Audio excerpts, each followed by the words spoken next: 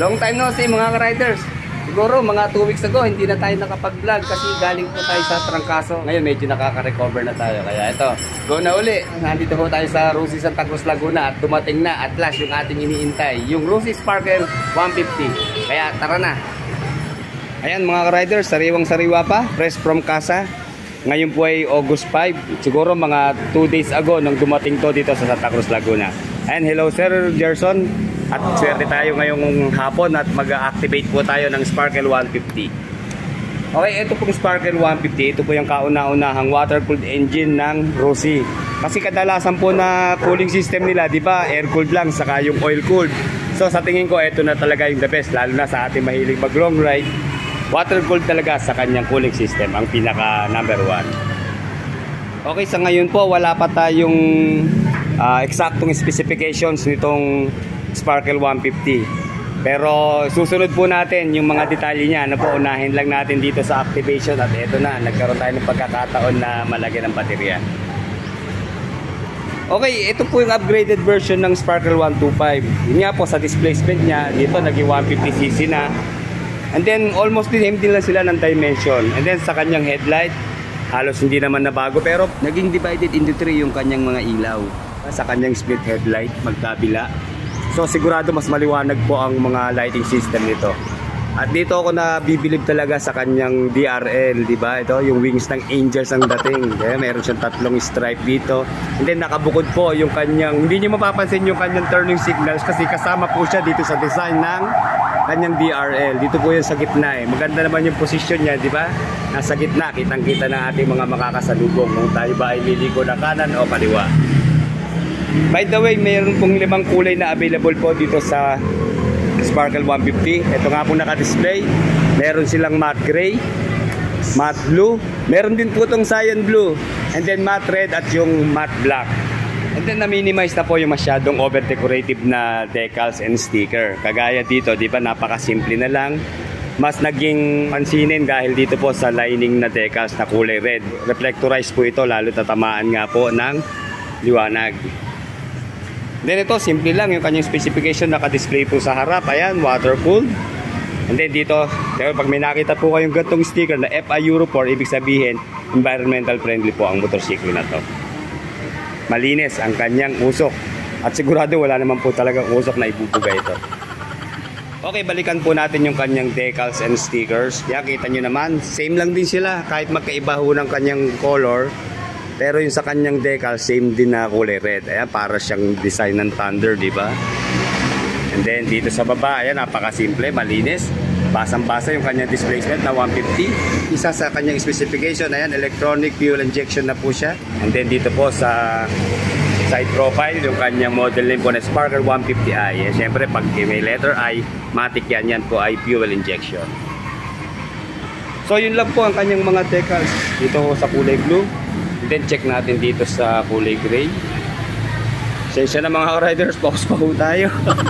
Ayan, sasamahan na rin po ng gas ni Sir Gerson para makita natin total yung kanyang activation.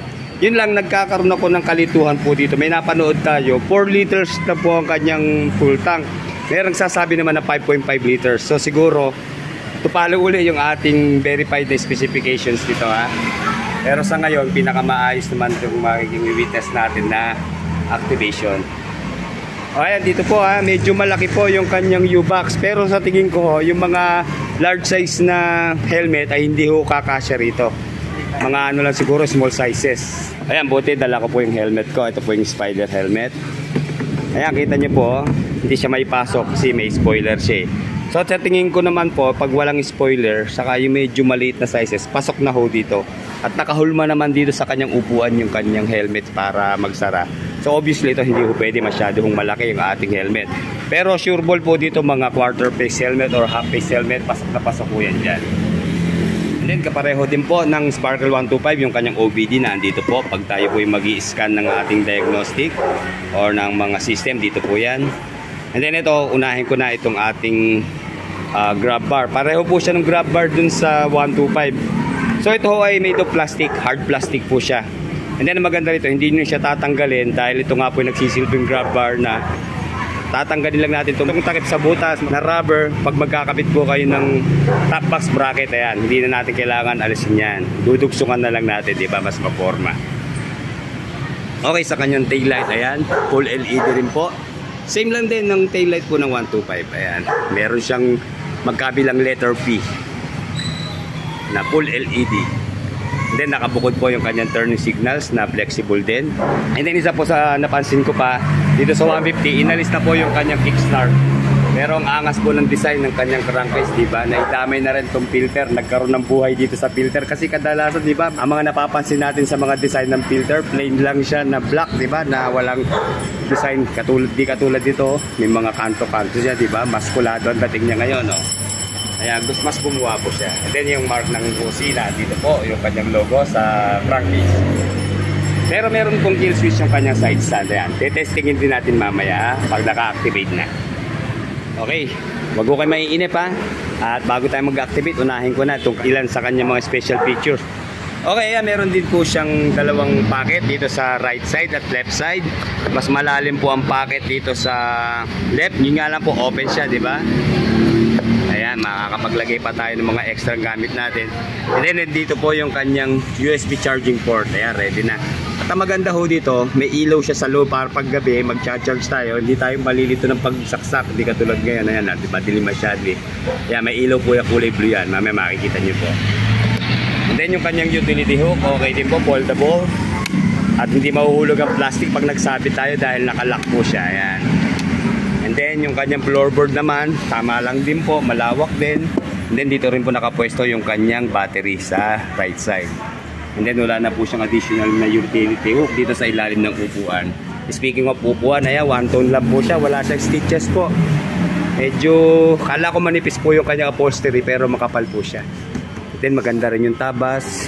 Yan, malapad siya, oh. Research po natin, marang nasa 765 mm po ang kanyang seat height. So mababa po ito. Mamaya susukatin natin.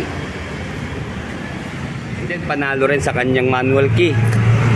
Okay, di ba? Logo na lang ng ang kulang, di ba? Pero pareho siya ng susi ng aking Aerox, di ba? Ganto 'yon. At ayan, meron po siyang ayan, yung kanyang shutter key lock. Para pag in case na po kayo ay magpa-park sa malayo, iiwanan niyo yung motorsiklo nyo. Ilalak po nyo lagi para hindi pasukin ng tubig kapag inabot ng ulan o matistrong ka ng malilikot ang kamay. Ayan. Sa uli natin ha. Okay, ayan. Ayan, balik, ano naman, common naman yung kanyang ignition. Dito rin po ang kanyang proseso. So, pag bubuksan yung upuan, dito lang yan sa tatapat natin sa open. Okay? Okay, check naman po natin yung kanyang front tire. Okay, dito po sa front tire, mapapansin nyo, ang ginamit na gulong niya ay, ano bang brand ito? Ayan po, Torozon ang kanyang brand. And then, maganda ho rito, tubeless na siya. And hindi siya putyo-putyo na gulong. Talagang meron pong quality, oh. Kita nyo naman, ang dami niyang mga design na hindi basta design. Ito ho yung mga dinataluyan ng tubig para hindi masyado tayong maipunan ng putik. Yan. Ayan, meron pong sukat po dito na 90 by 80 by 14 sa front tire. And then, ang ganda rin ng kanyang mag wheels. Simple pero astig po. Naka-chrome po yung kanyang mag wheels dito. Na-combine po sa matte black na alloy na mags. And then, telescopic fork po na front suspension. Then, sa kanyang front fender maganda. Malaki ang clearance, mataas. Para paglilinisin natin ang ilalim, maaabot ng ating kamay. Yun lang po mga riders, pagdating sa kanyang braking system, wala po siyang combi brake or anumang ABS or kahit speed sensor, wala po siya dito. Yun lang, meron po siyang magandang wavy shape na front disc, single disc dito po sa front na meron po dual piston caliper. Pagdating po sa rear tire, sakto lang din po yung kanyang size. Ayan, meron po sukat na 100 by 80 by 14. And then ayan, naka single sided shock po siya. Pero mukhang adjustable po yung kanyang rear suspension, kaya maganda to pag halimbawa hindi kayo komportable sa kanyang taas or sa bounce, makakapag-adjust po kayo dito. Rear brake, naka-drum naman po. Okay, napansin ko lang po sa mag wheels niya, dito sa rear medyo mas mataba. Hindi, unlike dito sa front, medyo mahahaba na payat po yung kanyang mag wheels, diba? Pero siyempre, uniform man sila. Okay, sa ano po, sa muffler, kahawig talaga siya ng click yung kanyang stock na muffler. Pero ang ganda po ng mga ginamit na bolt po, allen bolt lahat, solid. Mga stainless pa po, ayan. Kaya panalo na tayo dito sa kanyang muffler. And then plastic po yung kanyang heat guard. Kung meron na naman kahit medyo kinapos, may design naman siya na bumagay sa kanyang forma. And then syempre, ayan yung kanya pong radiator cap. Protection ng ating radiator at sa protection din ng ating paa para wag tayo mapatikit sa kanyang elbow. Kaya iba talaga kapag naka-liquid cooled na tayo, kampante na tayo na makakapag long ride. And then meron lang pong 800 ml na engine oil capacity ang Sparkle 150. And then dito po yung kanyang meter or yung kanyang para ma-monitor nyo yung kanyang liquid cooled, kapareho din po sa click na dito nakalagay sa gitna. Pero sana dito na sa U-box nilagay, no? Pero syempre sila masusunod sa paggawa niyan. Okay, medyo maiksi lang po yung kanyang tire hugger dito sa loob. Pwede naman natin itong dugsungan. Marami nang nabibiling accessories ngayon. Okay, ito na alam namin ni Sir Gerson kung saan nakapwesto yung gear oil. So dito po nakalagay. Ilang natin kung alam ilan ang capacity. Pero usually sir, mga 120 to 100 ml na same lang ang capacity. Sa Mia. Maganda, may protection naman para in case na tamaan ng bato, yung plastic mo nang masisira. Okay, sige. At naka-install na nga pala yung battery. Start na ni Sir Gerson para makita natin yung kanyang fully digital na instrument panel. Ayan, grabe. Ang ganda ng kulay, Technicolor. Ayan. Kita nyo po lahat yung indicator niya sa ibabaw. Hindi lang natin maisa-isa pero ayan. Unahin natin to. Ano ba to sir, itong letter A? Yan yung idling stop. Sir, ano po? Same na natin. Okay, sige. Grabe ang tahimik po ng kanyang tambucho. Ayan. Ang linis ng tunog po, walang kalansing. Solid.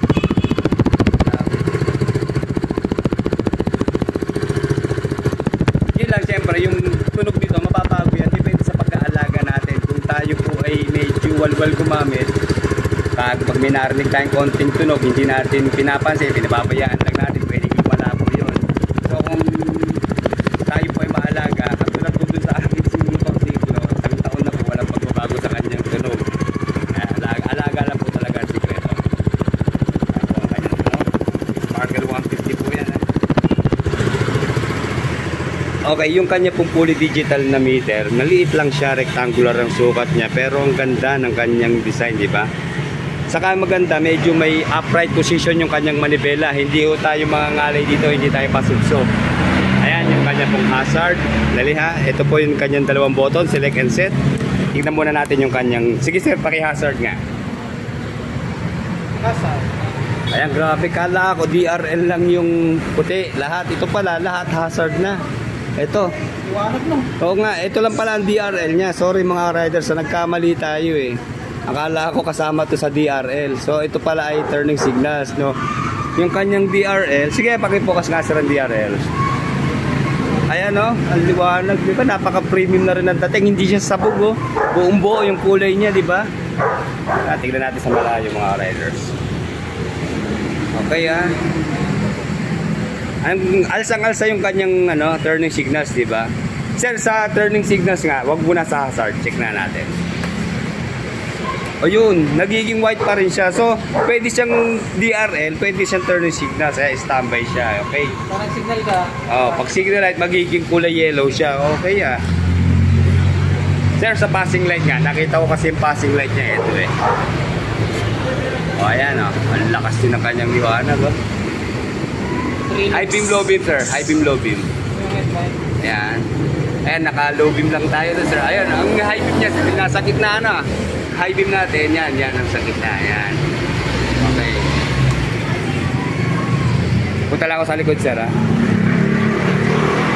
Then sa likod naman, fully digital tuloy, fully LED rin ang kanyang ilaw. Kulay red po siya, ito yung kanyang tail light. Hindi pa mag-stoplight tayo, yan. Kakasilaw, lakas din. And then yung turning signals niya, check natin, ha? And obviously, ano siya, LED siya, yung mga diode niya. Sige sir, pakiilaw nga to. Kahit hazard na. Okay, ayan. Kita nyo. Hindi siya running light. Blinking pa rin siya. Ayan. Okay, panalo po talaga sa lighting system. Okay, isa-isahin pa natin yung mga button dito. Okay, dito po yung kanyang turning signals. Ano po? Sir, ano to isang to? Hindi ko na yata napansin. Okay, ito yung hazard. Nasa left side na rin. And then yung kanyang horn. Sir, pakibusina nga. Ay, medyo lubog lang pero siguro maingay lang dito. Pero yan, malakas na. Okay, yung lakas ng kanyang busina. Ano ba ba? Okay, meron din po siyang kill switch. Ito yung kill switch niya. Kulay gray din. Ano po? And then, meron switch nga po yung kanyang headlight, DRL at switch off. Okay. Okay, dito meron pong time dito sa bandang right side. And then ito yung kanyang fuel indicator. And then trip meter. And then temperature. And then yung kanyang RPM po. Okay. Yan lahat ng mga kailangan natin informations. Kumpleto po dito sa kanyang instrument panel. Okay, check natin po ha kung merong kill switch yung kanyang side stand. By the way mga riders, ito nakakuha tayo ng manual. Makakapag-verify tayo ng kanyang detalye. Okay, yan, naka-start po siya. Okay, namatay. Ibig sabihin, may kill switch po siya. Malaking bagay po yung kill switch sa side stand. Para pag halimbawa naka-side stand tayo at bigla tayo nagmamadali, nakalimot, hindi tayo mag-start hanggat di nyo yan itinataas. Okay, very good. Meron siyang kill switch side stand. Okay, yan mga ka-riders, na-confirm natin base dito po sa kanyang manual. Meron po siyang fuel tank capacity na 5.5 liters, hindi po siya 4 liters. So, alanganin po talaga yun kasi maliit yun para sa isang 150cc.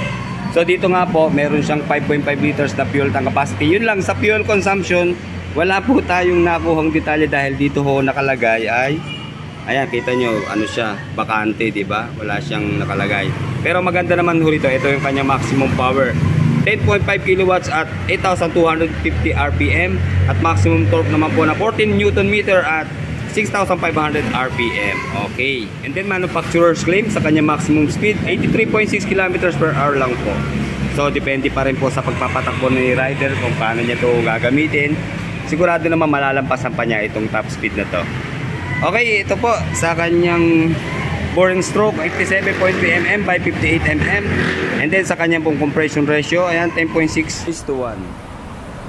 And then meron po siyang curb mass na 150 kilos. And then maximum load mass nasa 180 kilos naman po. Pero kung interesado po talaga kayo sa fuel consumption, kasi sa experience ko po sa mga 150cc, maabot po yan ng mga 38 to 45 kilometers per 1 liter.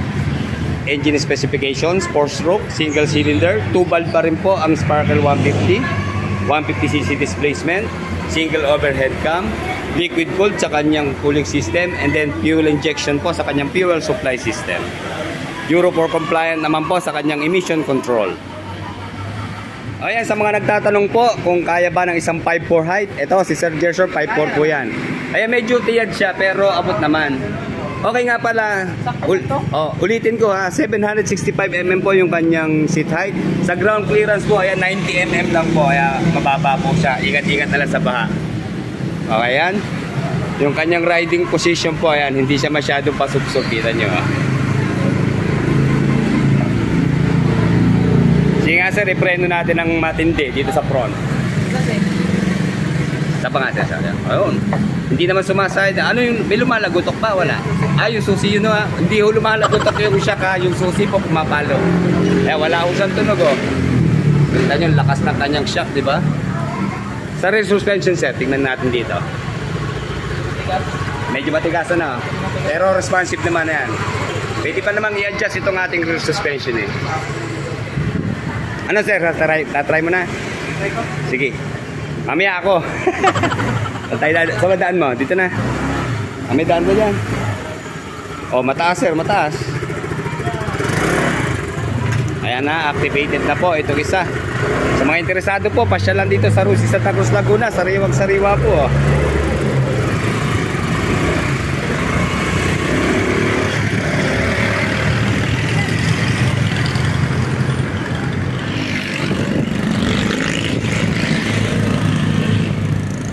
Sir, kumusta?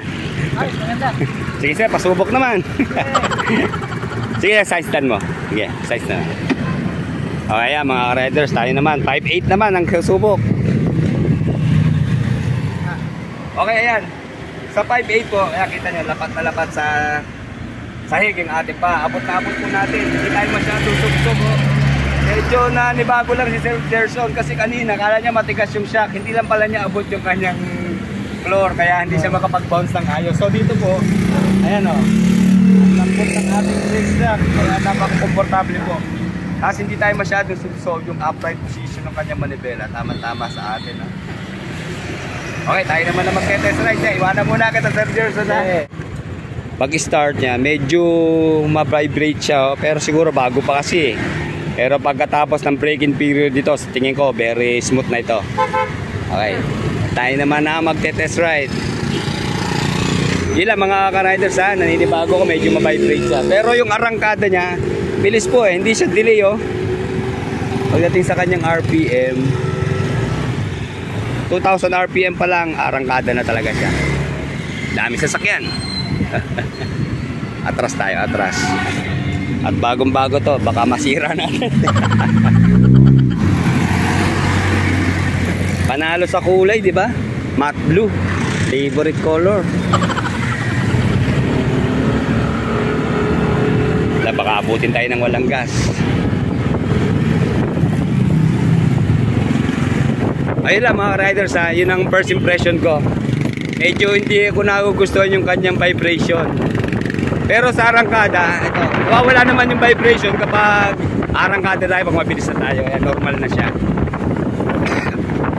Excuse me.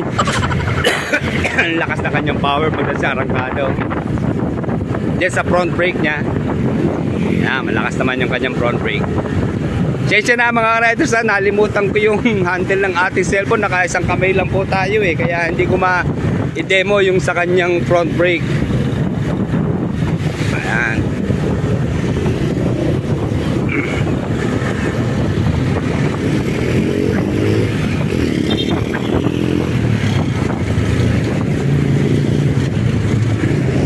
Malaki siya tignan pero pag nakasakay na tayo, okay lang, maliit lang.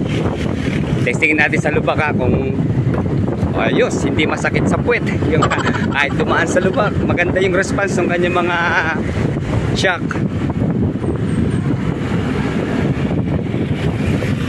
At babalik na tayo. Baka tayo maubusan ng gasolina natin. Konti lang ang nilagay na gas dito eh. Okay, check natin yung kanyang idling stop ha, kung mamamatay siya. Ayun, namatay na siya kasi nakatigil tayo ng mga 3 seconds eh. So legit yung kanyang idling stop, meron po siya. Ayan. Alisin muna natin. Ayan, balik start na ulit tayo. Tahimik ng kanyang ano, parang kasunod ko pala. Tahimik yung kanya, talagang para wala siyang starter motor eh. Tahimik talaga oh.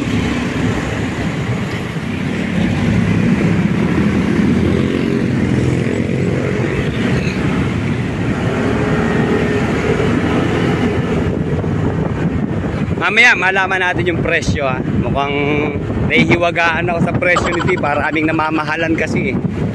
Anyway, importante naman yung kanyang specs, di ba? Kauna-unahan liquid cooled ng Rossi scooter, eto na.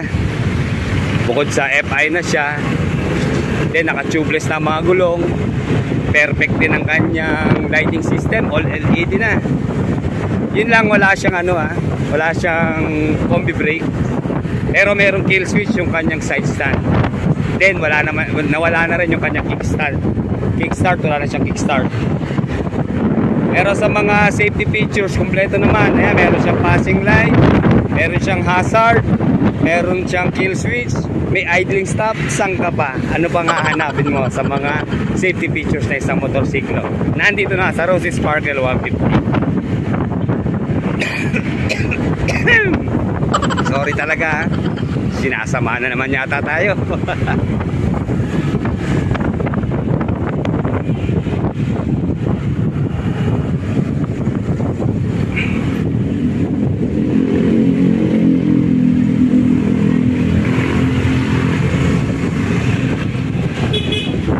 Ayun lang nga mga ka-riders, ulitin ko ha. Yun lang napansin ko sa kanyang paggamit dito sa 150 ng Sparkle. Medyo ma-vibrate siya. Pero tingin ko sa ano lang kasi yun. Dahil break-in period ba to, hindi pa siya masyado mag-i-smooth eh. Pero pag ito yung naka 1 week na, tingin ko okay na to. Pasok na natin. yung kanyang stock na side mirror, di ba? Ang ganda, ang tulis. Ganda ng shape, para ka na rin bumili sa Shopee Lazada, di ba? Then yung kanyang bali, okay lang din. Ayan, sa mga nagtatanong, magkano nga ba? Ngayong August 5, 2024, ang Rossi Sparkle 150. Ito na ang kanyang presyo. Sa cash price po, sarado, 75,000 pesos. Ayan. And then, ang liit lang ng kanyang down payment. Pre, tama ba to? 500 lang ang down payment? Ayan, correction mga riders. 5,000 po ang kanyang down payment. And then sa 36 months po, sa 3 taon, ang kanya pong hulog ay 3,225. Sa 24 months naman po, 4,350. At sa 12 months naman po ay 7,725 pesos monthly. Ayan po ang presyo ng Sparkle 150cc dito po sa Rossi, Santa Cruz, Laguna.